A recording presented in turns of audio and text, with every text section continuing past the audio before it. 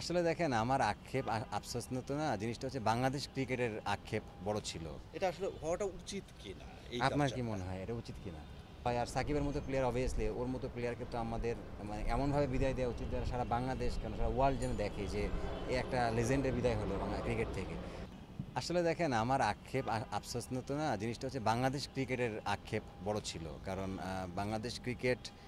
আমি সবসময় কথাটা বলেছি যে অনেক কিছু আমরা আরও ভালো উপরে যাইতে পারতাম ওটা যাইতে পারি নাই অনেক সিস্টেমের প্রবলেম ছিল অনেক কিছু প্রবলেম ছিল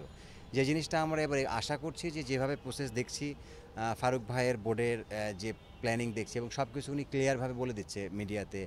কী কী করতে চাচ্ছি বা কী কী করেছে এটা আমার কাছে মনে হয় স্বচ্ছতা খুব ভালো আছে এবং এই জিনিসটা ভালো এবং এরকম করতে থাকলে আমার মনে হয় যে আমি শিওর যে আমরা খুব ভালোভাবে একটা ক্রিকেটিং নেশন আছি বাট আমার মনে হয় যে আমাদের ইনফ্রাস্ট্রাকচার বলেন সব কিছু আরও সুন্দরভাবে আমরা করতে পারবো। এটা আসলে হওয়াটা উচিত কিনা এই আপনার কি কালচারটা? মনে হয় এটা উচিত কিনা?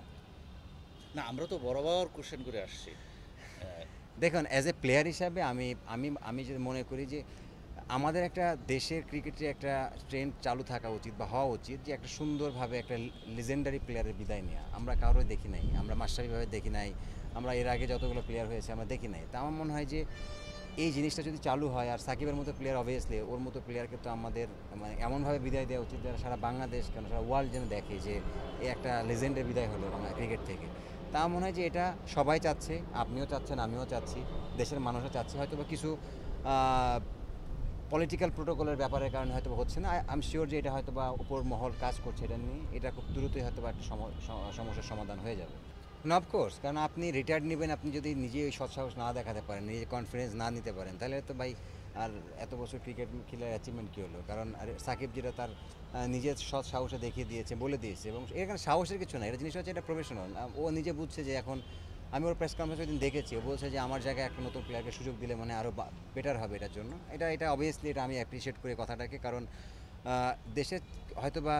সার্বিক পরিস্থিতি চিন্তা করে উনি ওই সিদ্ধান্তটা নিয়েছে তার নিজের পারফরমেন্স বলেন বা তার ফিটনেস বলেন সব কিছু চিন্তা করে সে বুঝছে হয়তো বা তার এখন সরে যাওয়া উচিত সে ডিসিশন নিয়েছে। আমার মনে হয় থাকবে কারণ না থাকার কিছু নাই কারণ আমরা তো অবশ্যই ক্রিকেট ভালোবাসি এবং অনেক দিন মিরপুরে খেলা হয় নাই সো অনেক দিন পরে মিরপুরে খেলা হলে অফকোর্স দর্শক হবে এবং এটা যদি সাকিবের বিদায় হয় আমার মনে হয় যে এখানে মানুষ আসবে সবাই উপভোগ করবে জিনিসটাকে। ইন্ডিয়ার মাটিতে আমি সবসময় বলি ইন্ডিয়ার মাটিতে আমরা টেস্ট সিরিজ আমাদের জন্য সবসময় চ্যালেঞ্জিং অবশ্যই চ্যালেঞ্জিং কারণ ওরা নাম্বার ওয়ান টিম আর টি-20 যদি দেখেন যে আমরা ইন্ডিয়ার মাটিতে ইন্ডিয়াকে টি-20 কিন্তু এর আগে হারিয়েছি সো ওই দিক থেকে ইন্ডিয়ার পুরো টিমটাই কিন্তু যে মানে বিরাট কোহলি রোহিত শর্মার মতো প্লেয়ার কিন্তু নাই তা আমি মনে করি যে এটা আমাদের দিক থেকে একটা প্লাস পয়েন্ট যে ওখানে কিছু নতুন প্লেয়ার অনেক বেশি আমাদেরও নতুন প্লেয়ার বেশি বাট আমরা যদি ভালো মানে প্রপার টিম ওয়াইজ খেলতে পারি আমাদের জেতার সম্ভাবনা আছে হারানোর কিছু নাই তারপরে আমি বলছি যে ওরা অনেক স্ট্রং টিম বাট আমরা হারানো আমাদের সে অ্যাবিলিটি আছে।